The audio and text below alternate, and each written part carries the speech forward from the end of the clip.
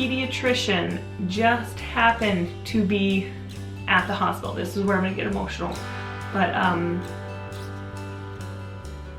guys, this is like 100% no, this is a God thing. I know God lined everything up because things could have been so much different here. Their pediatrician just happened to be at the hospital 2 hours after he was born. She just happened to be on call, and the nurses had not even checked him out yet. They are very much for like skin to skin as long as you want it. They don't want to interrupt you. You do your thing. He hadn't even been weighed at this point. His doctor comes in and says, hey, do you mind if I take a look at him while I'm here? And so I hand him over, because it'd been a couple hours at that point. I hand him to her, and you know, she's checking his limbs and looking at him, and oh, congratulations. And so she goes to listen to his heart, and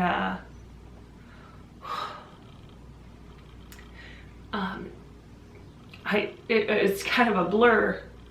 That just this whole time is so much of a blur for me. What I remember is she came in, checked his heart, and said, okay, his heart's going pretty fast right now.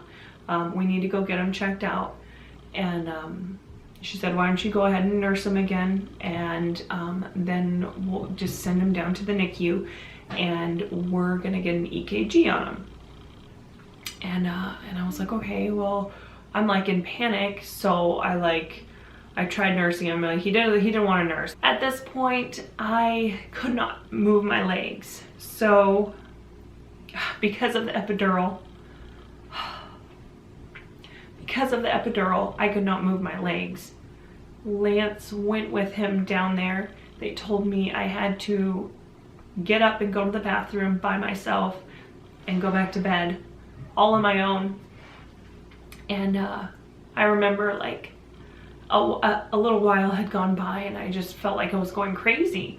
Like, my baby was just born, and now he's down there and he does not have me, and he needs me.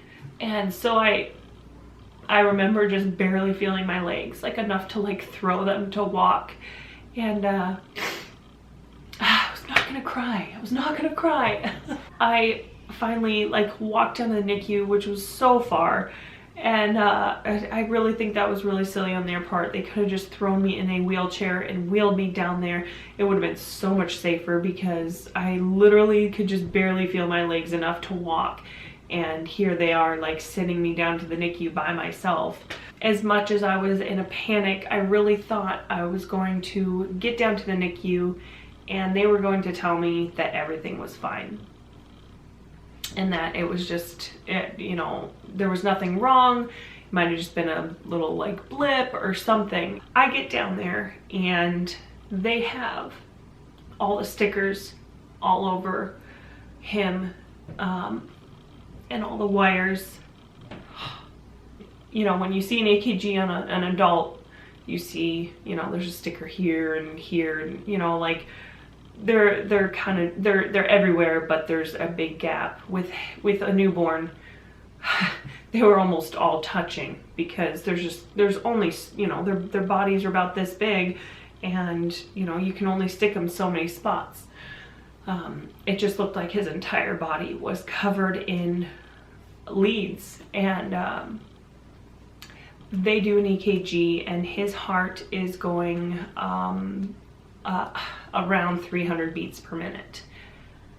That is more than 3 beats a second, to put in perspective. My doctor at the time had 5 patients. This is a very small town, guys. 5 patients with the same diagnosis, and she knew probably more than any pediatrician in this town about SVT. She knew immediately what it was. She knew immediately what needed to happen. She immediately got in contact with the cardiologist in Anchorage, who is the closest pediatric cardiologist. It's actually called, it's confusing because it's in Anchorage, but it's Seattle Children's Hospital. They have an office in Anchorage where they have a cardiologist. She immediately got in contact with them, sent them the EKG. They got right back to her, just amazing. Like the whole, I remember being in the NICU and sitting there, and Lance was with me, and her telling me the diagnosis, it's like I could not hear her. Like everything was just like fuzzy. And of course I had just given birth, so I was completely exhausted. But I remember her telling me, you know, he's gonna go on medication, and he's gonna have to see the cardiologist once a month, and this is gonna be the next appointment. And at the time I knew nothing about SVT. So my whole mind went from we just had a baby to like, oh no, what's going on? And then into he has a heart problem. Like that's in my mind, I'm like, he has a heart problem. Is he gonna need surgery? Is he gonna need a new heart? Like I had no idea anything about SVT. I know his doctor was explaining everything to me. It was just like all I could hear was he has a heart problem. And so I was very overwhelmed. I am going to read the diagnosis that she gave us, which is supraventricular, I have a hard time saying it. Supraventricular tachycardia is the official name for it. It is called SVT for short. I'm gonna read you, instead of me trying to explain it, I'm going to read what WebMD says about it. During an SVT episode, the heart's electrical system doesn't work right, causing the heart to beat very fast. So the way I explain it is there's 2 chambers to your heart, and there's supposed to be basically one electrical cord that goes between them, that one that tells this one, the top chamber, to beat, the one that tells the bottom. Well, his had multiple, so his was beating just crazy fast. It is something that you have when you're in the womb. They should burn off by the time you are born. His did not. I'll keep reading. The heart beats at least 100 beats per minute. It's really like 180 for an infant, and may reach 300 beats per minute. His definitely did. After treatment or on its own, the heart usually returns to normal rate of 60 to 100 beats per minute. SVT may start and end quickly, and you may not have symptoms. SVT becomes a problem when it happens often, lasts a long time, or causes symptoms. In an infant, the only way you're going to find out is if this part really is crazy to think about, because it could have been so much more traumatic. Most of the time, the only way you will know in an infant is because your baby turns gray. They say some of the other signs are fussy and tired, which that explains an infant. So that's kind of hard to, you know, especially like for a first-time parent. Me, I knew what a newborn was supposed to be like, so I knew the signs to look out for. He immediately got, it's actually blood pressure medication that they put them on to keep their heart from going too high. At least in Brayden's case, that's what they did. He was put on medication that he needed to take every 6 hours. He had to stay in the NICU for the first 24 hours to make sure that he was handling the medication well, and that it was doing its job, and that there was no, you know, side effects or anything like that. So I basically spent every second I could in the NICU. I remember my aunt coming, and they just happened to be at the hospital to see somebody else, and they had heard that I had had the baby. Well, she came up, and I had still not slept. She came up, so I went in the NICU and grabbed the baby and, you know, held him up to the window, and she pulls Lance aside and she goes, "You need to get her in bed. She looks like a ghost. She is exhausted. She needs sleep." And I look at pictures, and oh my gosh, I was like gray. I don't even know how I was standing. I think the NICU nurses were tired of seeing me, because I literally would I just went in there. I didn't want him to be away from me. I had just carried him for 9 months, and now he is down there at the NICU. I'm in my room, and I felt completely like I was abandoning him, even though every time I'd go in there, he was never once crying. Like, he was like perfectly happy in there, and it was pretty calm. I think there was like 3 other babies in there. Oh my goodness. So we got him home.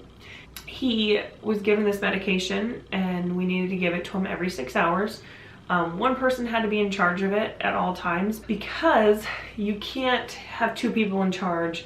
If you actually give it to him twice, that could kill him. If you don't give it to him, that could be harmful to him. And that's what they told us in the hospital. They said you need to pick one person, because he cannot be given too much of this medication. It will stop his heart.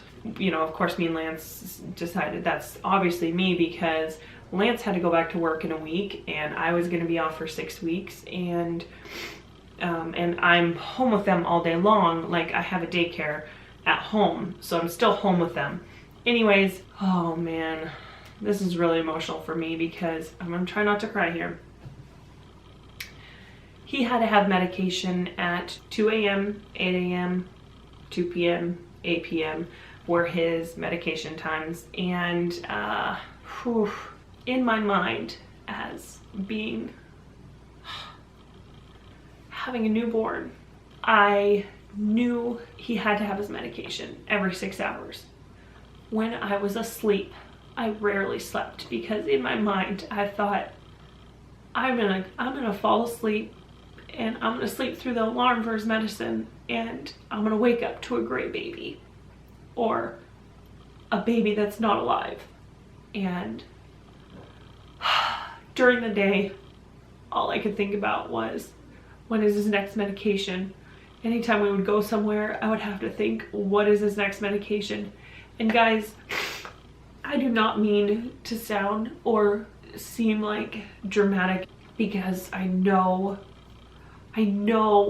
it could be so much worse, and I know there is people that are on medication their whole life.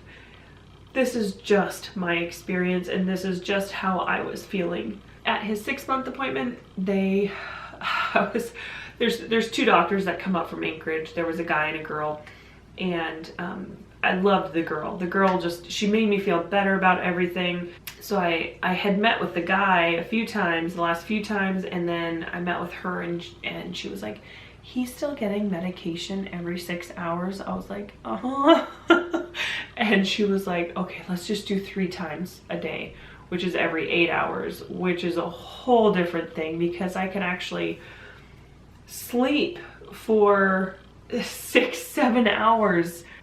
At 9 months old, he had not had an SVT episode since the NICU when he was born. That was the only time he had ever had any type of issue with it. I was very good about his medicine. Like I said, I was like paranoid about it. And I was very strict on making sure he got it at the right time. You're gonna think I'm crazy, but I still have my alarms in here that I use. I don't even look at my alarm in the morning when it goes off, but Brayden's meds, and I'm not sure if that was one of Brayden's or maybe one of the other kids. I had 4 alarms in my phone that would go off, and I like go change them, and I'm like, oh my gosh, like I just can't do it. It sounds so silly. And I still have his little syringes. They weren't needles, just like the syringes without the needles. Like, I would suck the medicine up. I would fill a whole bunch of them at a time, and I had them in a cup. And I still have like a little stack of these tiny little, I think they were 1 ml, like a full one was 1 ml. Just the tiniest little syringes. At about 9 months old, he was able to get off of his medication, because he had not, in babies, they just keep them on medication because they cannot tell you if something hurts, or if, you know, they can't breathe or anything like that. So I think the normal thing that they do is put them on the heart medication until they get a little bit bigger and you can kind of know how they are and read them a little bit better.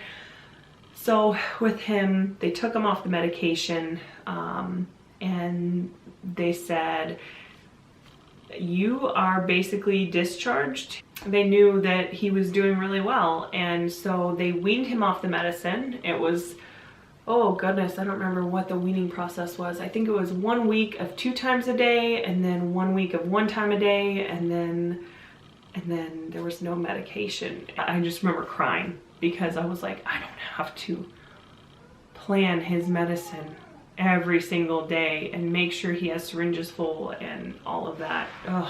Do not go by me, but from what I understand of SVT, it is, like I said, too many wires in the heart that causes it to beat too fast. It is not an emergency. If Brayden were to have an SVT episode today, it is not something that we need to rush him to the hospital going sideways. We don't need to call an ambulance unless we are freaking out and cannot drive, which could be. This is something that he could never have another problem with in his entire life, and he could be totally fine. But there is a slight chance that this could come up. They say normally around 10 years old, or really anytime in your adulthood life, you could have an SVT episode, and he would just have to get back on medication. There is surgeries that they can do. I don't know too much about the surgeries, but I do believe they just go in through your leg and there they can kind of zap some stuff. I don't know. I'm sure that's a case-to-case thing. It is something that's always in the back of my mind. When he gets a fever, your heart beats faster when you're sick. Every time he gets a fever, I do kind of panic. And I did call his doctor a few times because I'm that like paranoid mom. Not paranoid, I don't know. I just love my children a lot. I just love them a lot, and I don't want anything to happen to them because I was being silly about it or something. He is a healthy, almost 3-year-old boy today. I'm so thankful that it is what I say, the best heart problem really that you can have, because so many people get a harder diagnosis and have to go through so much more. He is such a sweet little boy, and I think, gosh, how did we have our lives without him? You know, like, I've thought that every kid. To end this, I just want to say thank you guys so much for watching. I hope I can give somebody a little bit of peace knowing how our experience went. Please hit that subscribe button down below if you have not already, and hit that notification bell so you know when we post new videos. I promise I don't cry in all my vlogs. Thank you guys for watching, and we will see you in the next video. Bye!